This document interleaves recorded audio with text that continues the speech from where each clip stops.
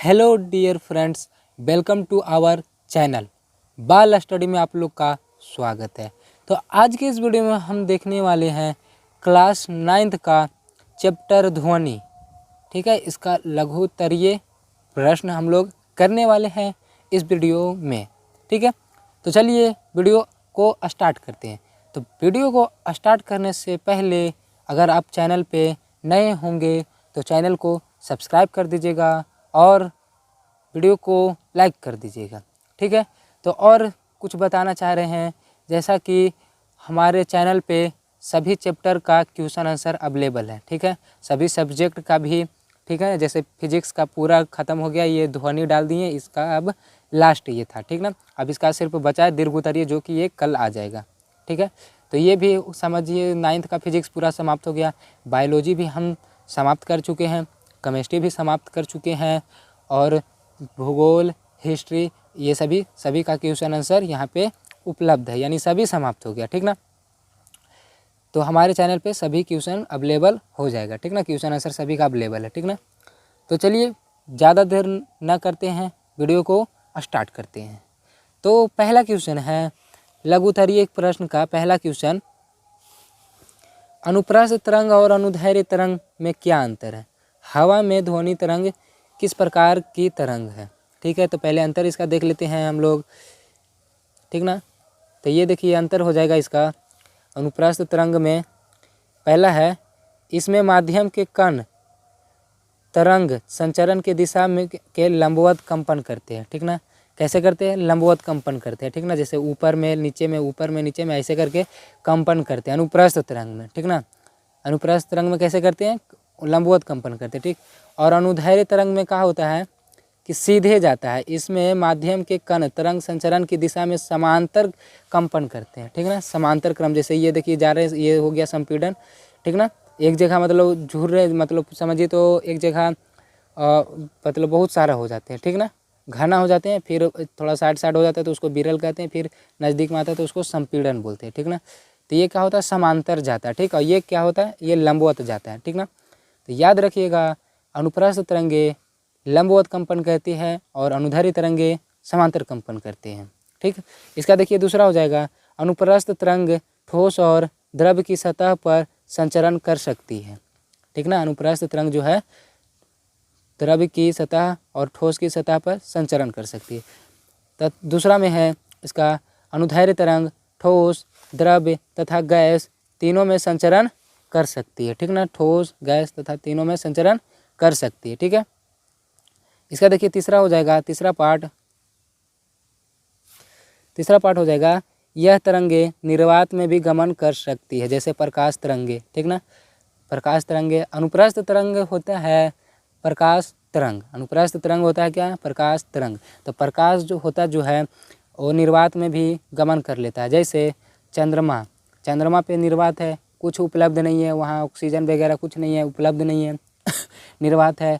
तो वहाँ से देखिए सूर्य का प्रकाश जब हम पे आता है तो कितना जगह खाली रहता होगा, निर्वात रहता होगा। सोचिए कि निर्वात में भी प्रकाश, सूर्य का जो प्रकाश है चलाता है, लेकिन ध्वनि इसमें देखिए, इसका तीसरा में देखिए, यह निर्वात में गमन नहीं कर सकती, इन्हें माध्यम की आवश्यकता पड़ती है, जैसे ध्वनि तरंग। ठीक ना, अनुदैर्ध्य को क्या होती है? किसी माध्यम की आवश्यकता होती है। ठीक ना, यह ऐसे गमन नहीं कर सकती। जैसे चंद्रमा पे क्या होता है? निर्वात रहता है, तो चंद्रमा पे अगर कोई व्यक्ति दूसरे व्यक्ति को बोले तो वो नहीं सुनेगा, क्योंकि वहाँ कोई माध्यम ही नहीं है। ठीक है, आशा करते हैं आप लोग को यहाँ तक समझ में आ गया होगा। तो अच्छा लगा होगा तो वीडियो को जल्दी से जल्दी लाइक कर दीजिए और चैनल को सब्सक्राइब कर दीजिए। और इसमें देखिए दूसरा भी क्वेश्चन था, यहाँ पे दूसरा क्वेश्चन था, हवा में ध्वनि तरंग किस प्रकार की तरंग है? ठीक ना, तो देखिए इसका आंसर हो जाएगा अनुदैर्ध्य है। क्या हो जाएगा? हवा में ध्वनि तरंग अनुदैर्ध्य है। अनुदैर्ध्य का मतलब ही होता है ध्वनि तरंग, और अनुप्रस्थ का मतलब होता है प्रकाश तरंग। तो आशा करते हैं ये भी समझ में आ गया होगा। तो इसका दूसरा देखिए, दूसरा है, तरंग दैर्ध्य की परिभाषा दें, इसके मात्रक को भी लिखें। तो तरंग दैर्ध्य क्या होता है? देखिए तरंग दैर्ध्य हो जाता है किसी तरंग गति में वह न्यूनतम दूरी जिस पर तरंग आवर्ती रूप में अपने आप को पुनरावृत्ति करता है, तरंग दैर्ध्य कहलाता है। ठीक ना, तरंग दैर्ध्य का SI मात्रक मीटर होता है, क्योंकि तरंग दैर्ध्य एक प्रकार का दूरी है। क्या है? एक प्रकार का दूरी है तो दूरी का SI मात्रक मीटर ही होता है। देखिए क्या होता है, देखिए ये है क्या, ये कंपन कर रही है, ठीक ना, ये कंपन कर रही है। तो देखिए यहाँ से ये जो हुआ ना, यहाँ पे देखिए ये हुआ, इस यहाँ से यहाँ तक की दूरी को क्या कहते हैं हम, तरंग दैर्घ्य। यहाँ से यहाँ की दूरी को क्या कहते हैं, तरंग दैर्घ्य। यहाँ से यहाँ की दूरी को तरंग दैर्घ्य, यहाँ से यहाँ तक की दूरी को क्या कहते हैं हम, तरंग दैर्घ्य कहते हैं। तो आशा करते हैं आप लोग को यहाँ तक समझ में आया होगा कि हाँ तरंग दैर्घ्य क्या है, कैसे हो रहा है, नहीं हो रहा जो नहीं। चलिए इसका देखिए तीसरा हो जाएगा। तीसरा का आंसर है किसी ध्वनि तरंग की आवृत्ति, आवर्तकाल, तरंग दैर्घ्य तथा आयाम से आप क्या समझते हैं, ठीक ना। क्या क्या चीज़ पूछ रहा है, आवृत्ति पूछ रहा है, आवर्तकाल, तरंग दैर्घ्य तथा आयाम पूछ रहा है, ठीक है। तो इसका आंसर हो जाएगा ध्वनि तरंग की आवृत्ति। पहले आवृत्ति हम बता देते हैं। तो आवृत्ति होगा माध्यम के घनत्व का प्रति एकांक समय में दोलनों की संख्या को ध्वनि तरंग की आवृत्ति कहते हैं। इसका SI मात्रक हर्ट्ज होता है। इसका SI मात्रक क्या होता है, हर्ट्ज होता है। यानी कि 1 सेकंड में जो फ्रीक्वेंसी होती है, जो आवृत्ति होती है, उसे ही क्या कहते हैं, आवृत्ति कहते हैं। उसे क्या कहते हैं, आवृत्ति कहते हैं। यानी 1 सेकंड में जो दोलनों की संख्या होती है, जैसे यहाँ पे देखिए फिगर में 1 सेकंड में जो मान के चलिए 1 सेकंड में यहाँ से यहाँ तक ही पहुँच पाया, ठीक ना, 1 सेकंड में यहाँ से यहाँ तक पहुँच पाया, तो ये इसका क्या हो गया, फ्रीक्वेंसी हो गया, आवृत्ति हो गया, ठीक ना। तो 1 सेकंड में जो दोलनों की संख्या होती है उसको क्या कहते हैं हम लोग, आवृत्ति कहते हैं। उसको हम क्या लोग कहते हैं, आवृत्ति, ठीक ना। तो इसका SI मात्रक हर्ट्ज होता है, HZ हर्ट्ज होता है, ठीक ना। अब देखिए दूसरा आवर्तकाल, माध्यम में घनत्व के एक दोलन पूरा होने में लगे समय को आवर्तकाल कहते हैं। एक दोलन पूरा, जैसे मान के चलिए देखिए ये यहाँ से स्टार्ट हुआ, देखिए यहाँ से स्टार्ट हुआ, यहाँ तक करने में, ठीक ना, यहाँ तक करने में जो इसको जो समय लगा उसी को क्या कहते हैं हम, समझ गए ना, उसी को क्या कहते हैं हम, ये आवर्तकाल, ठीक ना। तो माध्यम में घनत्व के एक दोलन पूरा होने में लगे समय को क्या कहते हैं, आवर्तकाल, ठीक है। एक दोलन जो पूरा होता है उसी को क्या कहते हैं हम लोग, आवर्तकाल।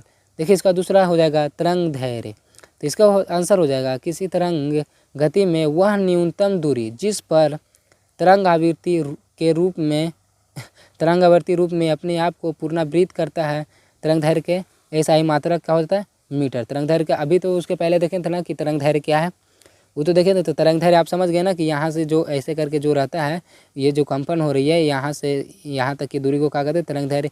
यहाँ से यहाँ तक की दूरी को क्या कहते हैं, तरंग दैर्घ्य, ठीक ना। तो इसका SI मात्रक मीटर होता है। ये भी बताएं क्यों होता है मीटर, क्योंकि ये दूरी को शो करता है, इसलिए दूरी का SI मात्रक मीटर होता है, इसलिए तरंग दैर्घ्य का SI मात्रक भी क्या हो जाएगा, मीटर हो जाएगा, ठीक है। अब देखिए आयाम। आयाम क्या होता है, तो किसी माध्यम में कंपित कणों का मध्य स्थिति से महत्तम विस्थापन आयाम कहलाता है। देखिए आयाम, देखिए इसमें फिगर वाला में देखिए आयाम, देखिए ये जो देखिए हो रहा है, यहाँ से जो ये हो गया माध्य स्थिति हो गया, ये क्या हो गया, माध्य स्थिति से महत्तम ऊंचाई। देखिए ये जो जा रहा है ना, ये ऊंचाई जो जा रहा है ना, ये ऊंचाई जो जा रहा है ना, इसी को क्या कहते हैं हम, आयाम कहते हैं। इसी को हम क्या कहते हैं, ये जो लाइन हो गया इसी को क्या कहते हैं हम, आयाम कहते हैं, ठीक है। आशा करते हैं ये भी आपको अच्छे से समझ में आ गया होगा। अच्छे से समझ में आ गया होगा तो चैनल को सब्सक्राइब कर दीजिए जल्दी से जल्दी, और वीडियो को लाइक भी कर दीजिए, ठीक है। तो अब चलिए अगले नंबर क्वेश्चन पे। अगला नंबर क्वेश्चन है चौथा, किसी ध्वनि की तीव्रता और प्रबलता में क्या अंतर है, समझाइए। इसका उत्तर हो जाएगा ध्वनि की तीव्रता, माध्यम के किसी बिंदु पर ध्वनि की तीव्रता उसके माध्यम के उस बिंदु पर एकांक क्षेत्रफल से गुजरने वाले ऊर्जा का परिमाण है। यह तीव्रता उसकी ऊर्जा पर निर्भर करता है। यह तीव्रता उसकी ऊर्जा पर निर्भर करता है, ठीक है। ये समझ गए ध्वनि की तीव्रता क्या होता है, जो माध्यम के बिंदु पर ध्वनि की तीव्रता उसके माध्यम के उस बिंदु पर एकांक क्षेत्रफल से गुजरने वाले ऊर्जा का परिमाण है, ठीक ना। यानी जो एकांक यानी कि जो एक क्षेत्रफल से होकर गुजरता है उसे क्या कहते हैं हम लोग, ध्वनि की तीव्रता। यह किस पे निर्भर करता है, तो ये उसकी ऊर्जा तीव्रता की ऊर्जा पे निर्भर करता है, ठीक ना। उसकी तीव्रता की ऊर्जा पे निर्भर करता है। चलिए इसका देखिए दूसरा, ध्वनि की प्रबलता। ध्वनि की प्रबलता हो जाएगा, ध्वनि की प्रबलता ध्वनि के लिए कानों की संवेदनशीलता के परिमाण की माप है। यह व्यक्तिनिष्ठ होती है। ध्वनि की प्रबलता क्या है, तो यह कानों पे निर्भर करता है, कानों के सुनने के लिए होता है, ठीक ना। ध्वनि के कानों के संवेदनशीलता के परिमाण की माप है, ठीक ना। यानी कि कानों के लिए ये होता है क्या, जो हम लोग सुनते हैं उसको क्या कहते हैं, ध्वनि की प्रबलता,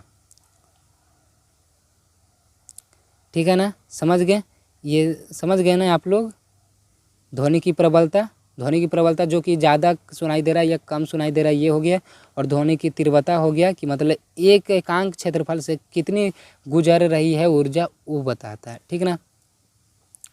चलिए इसके देखिए, इसका आगे भी है। दो ध्वनियों एक ही समान तीव्रता की हो सकती है, परंतु हम एक को दूसरे की तुलना में अधिक प्रबल ध्वनि के रूप में सुन सकते हैं, क्योंकि हमारे कान इसके लिए अधिक संवेदनशील है। जैसे जो तीव्रता होता है दोनों का एक समान हो सकता है, लेकिन जो ये प्रबल है, ध्वनि का जो प्रबलता है वो अलग अलग हम सुन सकते हैं। कैसे, मान चलिए एक छोटा सा होम थिएटर है जिसको लाउड स्पीकर बोलते हैं, और एक बड़ा सा है, और बीच में हम खड़ा हैं, तो हम बता सकते हैं कि कौन तेज बज रहा है और कौन धीमा बज रहा है। तो हम ध्वनि की प्रबलता बता सकते हैं, लेकिन ध्वनि की तीव्रता नहीं, क्योंकि ध्वनि की तीव्रता दोनों सेम होती है, दोनों का सेम होगा, लेकिन ध्वनि की प्रबलता दोनों का अलग अलग होगा, और हम उसे बता भी सकते हैं, ठीक है। तो समझ गए होंगे आप लोग ध्वनि की तीव्रता और ध्वनि की प्रबलता। चलिए अगला नंबर क्वेश्चन देखिए। किसी मोटर गाड़ी के निकट पहुंचने के पहले ही उसके हॉर्न की आवाज़ क्यों सुनाई पड़ जाती है? क्योंकि देखिए इसका कारण हो जाएगा, इसका कारण है कि ध्वनि की चाल मोटर गाड़ी की चाल से बहुत ही अधिक है। जैसे ध्वनि की चाल 332 मीटर पर सेकेंड है, यानी एक सेकेंड में 332 मीटर चल जाता है, ठीक ना। कितना चल जाता है? 332 मीटर दूरी ये चल जाता है। और गाड़ी की चाल लगभग एक सेकेंड में लगभग तो समझिए कि 20 मीटर होता है। कितना होता है? 20 मीटर पर सेकेंड होता है गाड़ी की चाल, यानी एक सेकेंड में गाड़ी 20 मीटर पर मीटर मतलब 20 एक सेकेंड में 20 मीटर लगभग चलती है। और जो ध्वनि की स्पीड है वो 332 मीटर लगभग है, ठीक ना, एक सेकेंड में। तो पहले कौन पहुंचेगा, आप ये तो समझ गए होंगे, ठीक है। चलिए अगले नंबर क्वेश्चन पे। अगला नंबर क्वेश्चन है, ध्वनि तरंगे की प्रकृति अनुदैर्घ्य क्यों होती है? यानी ध्वनि तरंग अनुदैर्घ्य ही क्यों होती है, ठीक ना। तो इसका देखिए उत्तर हो जाएगा, अनुदैर्घ्य तरंगों में माध्यम के कणों का विस्थापन विक्षोभ के संचरण की दिशा के समांतर होता है। अनुदैर्घ्य में तो देखे ही हैं कि समांतर होता है ना, विस्थापन का जो विक्षोभ होता है वो समांतर होता है। जैसे देखिए यहाँ पे हम लोग अनुदैर्घ्य में ये देखे थे ना, देखिए समांतर में हो रहा है ना, सीधे में हो रहा है ना, देखिए समांतर दिशा, दिशा के समांतर, ठीक ना। तो अनुदैर्घ्य में क्या होता है? समांतर होता है। चलिए यहाँ पे ना देख रहे थे हम लोग, ठीक ना, दिशा के समांतर होता है। माध्यम के कण एक स्थान से दूसरे स्थान तक गति नहीं करते हैं, परंतु अपनी विरामावस्था से आगे पीछे दोलन करते हैं। ध्वनि तरंग ठीक इसी प्रकार संचरित होती है, इसलिए ध्वनि तरंगे अनुदैर्घ्य तरंगे होती है। देखिए क्या होता है, मान चलिए यहाँ पे कोई, मान चलिए एक घंटी है, ठीक ना, यहाँ पे बेल लगा, ठीक ना, यहाँ पे एक बेल लगा, ये क्या था, फिर से फिगर पार देते हैं। जैसे मान चलिए क्या है, एक घंटी है, ये घंटी है, बेल लगा तो ये आवाज़ किया, ठीक ना। अब यहाँ पे कोई आदमी सुन रहा है, ठीक ना, यहाँ पे कोई आदमी सुन रहा है, तो इसके पास आवाज़ कैसे पहुँचता है? तो देखिए यहाँ से आवाज़ डायरेक्ट वहाँ पे नहीं उड़ के जाता, नहीं, यहाँ पे क्या होता है, ध्वनि कैसे आगे बढ़ता है, यहाँ पे जो हमारे आसपास जो कण रहते हैं, धूल कण जो रहते हैं, हवा में जो मिक्स रहते हैं, वो क्या करते हैं, ये इसको ट्रांसफ़र करते हैं, ये इसको ट्रांसफ़र करते हैं, ये इसको ट्रांसफ़र, ये इसको ऐसे कर करके दे के हमारे तरफ पहुँचा देता है। लेकिन ये काम इतना धीरे नहीं होता, बहुत ही तेज़ी में होता है। देखते हैं ना कि कोई बोल रहा है, हम सुनते जा रहे हैं, यानी कितना स्पीड में होता होगा ये आप समझ सकते हैं, नहीं समझ गए ना। इसीलिए इसको अनुदैर्घ्य कहते हैं, अनुदैर्घ्य तरंग कहते हैं। अनुदैर्घ्य तरंग क्यों कहते हैं? क्योंकि ये गति नहीं करती है, ये विरामावस्था में ही रहती है, सिर्फ एक दूसरे से दूसरे में, एक से दूसरे में क्या करती है, ट्रांसफ़र करते रहती है, ट्रांसफ़र कर करके आवाज़ हमारे तरफ पहुंचा देती है, ठीक ना। तो यहाँ तक आशा करते हैं आपको समझ में आ गया होगा ध्वनि तरंगे कैसे होती है, ठीक ना, और उसको क्यों कहते हैं। तो चलिए अगला नंबर 7वां क्वेश्चन देखते हैं। आपका एक मित्र एक अंधेरे कमरे में बैठा है, ध्वनि का कौन सा भी लक्षण आपको कमरे के बाहर से ही उसकी आवाज़ पहचानने में मदद करता है, ठीक ना। तो उत्तर हो जाएगा इसका, हमारे कान ध्वनियों के अनुभव निम्न 3 लक्षणों मतलब निम्न लक्षणों से पहचान जाते हैं, ठीक ना। 3 लक्षण है हमारे पास जिससे हम ध्वनि को पहचान सकते हैं। पहला है तारत्व, दूसरा है प्रबलता, तीसरा है गुणता, ठीक ना। 3 कारण से हम पहचान सकते हैं। ये हो गया ना क्वेश्चन यहाँ पे। अच्छा ये वाला, ये 7 हो गया। अब देखिए यहाँ पे 8वां क्वेश्चन हो जाएगा। एक परावर्तक सतह के सामने एक ध्वनि स्रोत रखने पर उससे उत्पन्न ध्वनि की प्रतिध्वनि सुनाई देती है। यदि ध्वनि स्रोत और परावर्तक सतह के बीच की दूरी नियत रहे तो किस दिन प्रतिध्वनि अधिक जल्दी सुनाई पड़ेगा? जिस दिन ताप कम होगा या जिस दिन ताप अधिक होगा, ठीक ना। तो देखिए हम लोग को ज़्यादा ध्वनि सुनाई देगा कब पता है? जब जिस दिन ताप बहुत अधिक रहेगा। अब ताप कैसे निर्भर करता है ध्वनि पे? जो देखिए क्या होता है ना कि जैसे मान चलिए घंटी का एग्जाम्पल लिए तो वही घंटी का एग्जाम्पल ले लेते हैं। यहाँ पे ये घंटी, यहाँ पे बेल बजा, अब ये साउंड देखिए चारों तरफ ये फैल गया ना। अब मान चलिए यहाँ पे हीट है, यानी कि कुछ मतलब जो है ताप क्या है बहुत ज़्यादा है यहाँ पे। मान चलिए इतना ये एरिया में बहुत ज़्यादा ताप है, यहाँ पे कोई आदमी खड़ा है, ठीक ना।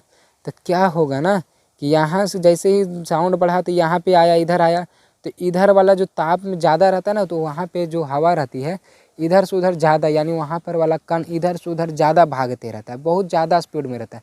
जिसके कारण क्या होगा, जल्दी जल्दी ट्रांसफ़र करेगा, इससे जल्दी करेगा, जिसके कारण क्या होगा, हमको आवाज़ जो है ज़्यादा तेज़ सुनाई देगा। इसका मतलब क्या हुआ कि अगर ताप ज़्यादा रहेगा तो ध्वनि की स्पीड भी ज़्यादा रहेगा। ताप ज़्यादा रहा तो ध्वनि का स्पीड भी क्या रहेगा, ज़्यादा रहेगा, ठीक है ना। यहाँ तक समझ गए होंगे आप लोग। तो इसका आंसर क्या हो जाएगा, जिस दिन ताप का अधिक रहेगा, ठीक ना। चलिए 9वां नंबर क्वेश्चन देखिए। यहाँ पे 9वां नंबर क्वेश्चन है, वैसे तो आकाश में तड़ित यानी कि बिजली जिसको बोलते हैं, ठीक ना, कि चमक तथा मेघगर्जन साथ ही साथ उत्पन्न होते हैं, परंतु चमक पहले दिखाई पड़ती है और मेघगर्जन कुछ समय बाद। क्यों? क्योंकि देखिए चमक इसलिए दिखाई देती है पहले क्योंकि प्रकाश की चाल 3 × 10⁸ यानी समझ रहे हैं, यानी कि 2 3 4 5 6 7 8, ठीक ना, मीटर पर सेकेंड, यानी कि 1 सेकेंड में समझिए कितना हो गया, इस पर 8 जीरो हो गया, यानी कि गिनिए 3 और 3 6 और 2 8, इकाई दाएँ सैकड़ा हज़ार 10,000 लाख 10 लाख करोड़ और 10 करोड़, यानी कि समझिए 30 करोड़ पर सेकेंड, 30 करोड़ मीटर पर सेकेंड, यानी 1 सेकेंड में जो प्रकाश की चाल है कितनी चलती है, 30 करोड़ चलती है। कितनी चलती है, 30 करोड़। अगर इसको किलोमीटर में कन्वर्ट कर दीजिए तो 3 जीरो हट जाएगा तो हो जाएगा 3 लाख किलोमीटर, यानी कि 1 सेकेंड में 3 लाख किलोमीटर चलता है। समझ रहे हैं ना, 3 लाख किलोमीटर कितना दूर हो जाता है, समझ रहे होंगे आप, ठीक ना। पृथ्वी को कई बार मतलब इधर से उधर आर पार कर सकता है 3 लाख किलोमीटर 1 सेकेंड में। और हमारा जो ध्वनि की चाल है 332 मीटर पर सेकेंड है ही, यानी 1 सेकेंड में 332 मीटर चलता है। तो पहले कौन सुनाई देगा, आप देख समझ सकते हैं। पहले हमको बिजली दिखाई देगा और आवाज़ मतलब जो रहता है उसका धीरे रहता है ना चाल, तो क्या होगा वो हमको देरी से सुनाई देगा, ठीक ना। बिजली लेकिन हमको पहले सुनाई देगा। तो इसका हो जाएगा अतः प्रकाश की चाल ध्वनि से तेज है, इसलिए चमक पहले दिखाई देती है। चलिए ये भी समझ गए होंगे आप लोग। चलिए अगले नंबर क्वेश्चन पे, 10वां नंबर क्वेश्चन है, क्या ध्वनि परावर्तक के किन्हीं नियमों का पालन करती है जिनका प्रकाश तरंगे करती है? इन नियमों को लिखें। हाँ, ध्वनि परावर्तन के नियम का पालन करती है, ठीक ना। इसका देखिए हो जाएगा परावर्तक के नियम।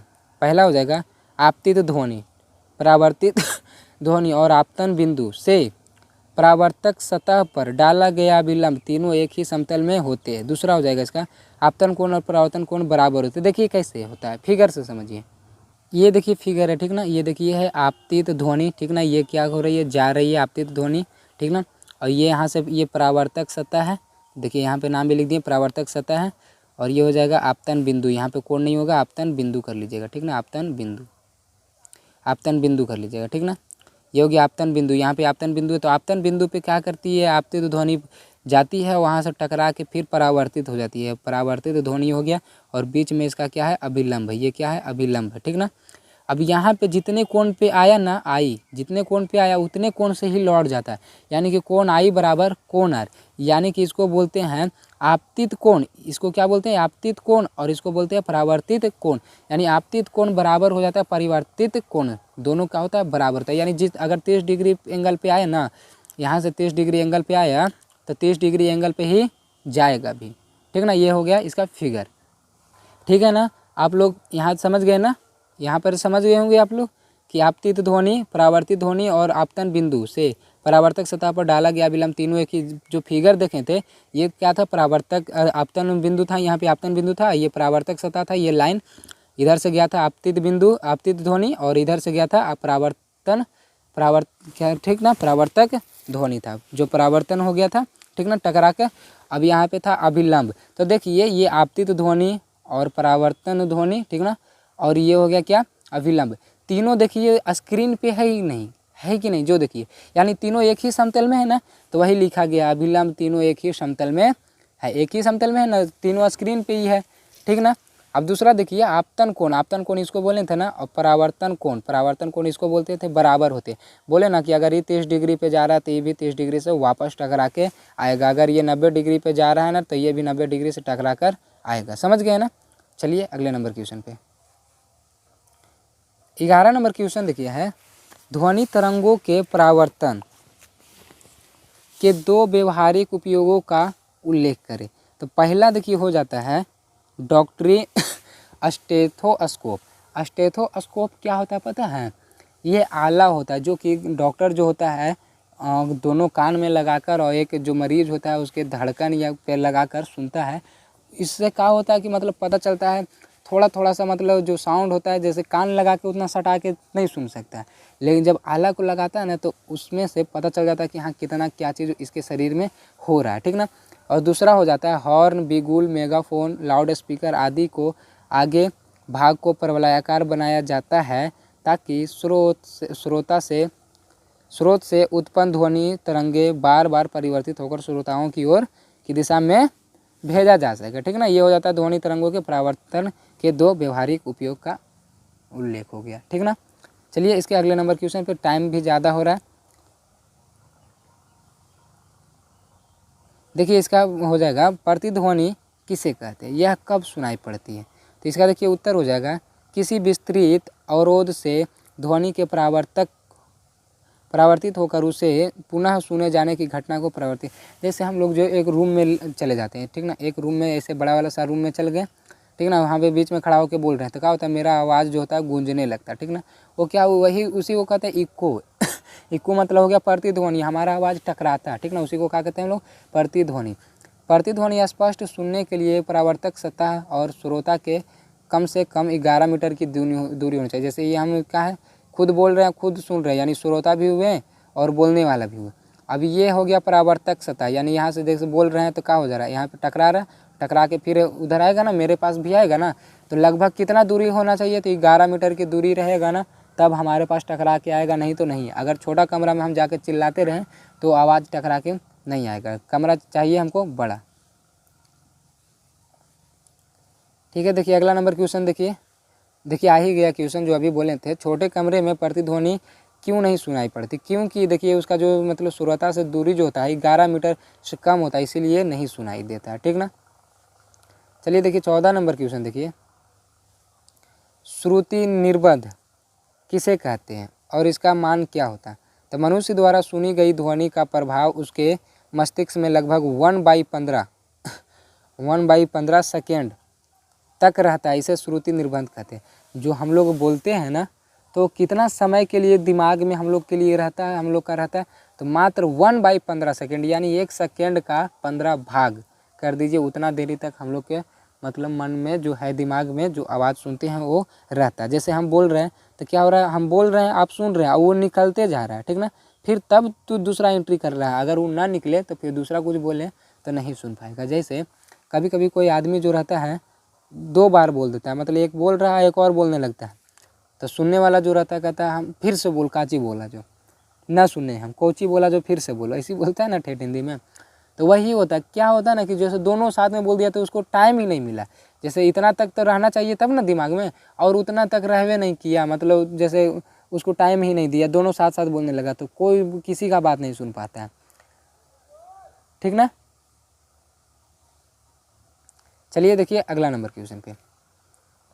अगला नंबर क्वेश्चन देखिए 15 नंबर कि अनुरण से आप क्या समझते हैं, इसे किस प्रकार कम किया जा सकता है, ठीक ना। तो इसका उत्तर हो जाएगा बड़े सभा भवन या बड़े हॉल में उत्पन्न होने वाली ध्वनि भवन की दीवारें से बार बार परिवर्तित होने के कारण ध्वनि के समाप्त हो जाने के बाद भी, मतलब जब ध्वनि जैसे हम बोल दिए वो समाप्त हो गया, हम बोल दिए जैसे मान चल दिए बोल दिए बड़े भवन में हेलो, तब क्या होगा, हम तो बोल दिए वो ख़त्म हो गया, लेकिन फिर भी वो क्या होते रहता है, गूंजते रहता है, नहीं कुछ समय तक बनी रहती है, उसका जो ध्वनि होता है क्या होता है कुछ समय तक बनी रहती है, जब तक कि अत्यधिक कम न हो जाए कि सुनाई ही न दे। ध्वनि के इस बार बार परावर्तन के कारण पर ध्वनि निर्बद्ध होता है, जिसे अनुरणन